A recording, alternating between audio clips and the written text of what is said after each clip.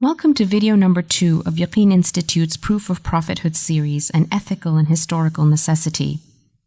Believing in God's messengers is more than just an aspect of practicing one's religion. There's also an ethical need to have strong conviction in the prophets who came before us. In Islam, believing in all the messengers is required to validate one's faith, and Muhammad, peace and blessings be upon him, is certainly no exception to that rule. That is because God himself appointed Muhammad and all the other prophets.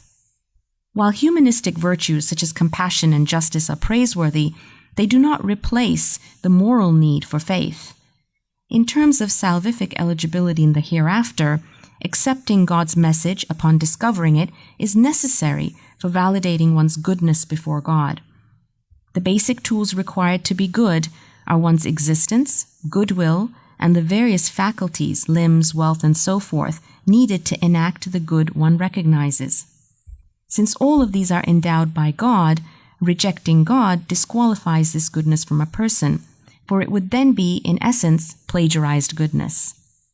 There is yet another reason why believing in the messengers is an inherent facet of being a good person. We'll discuss this in video number 3. See you there.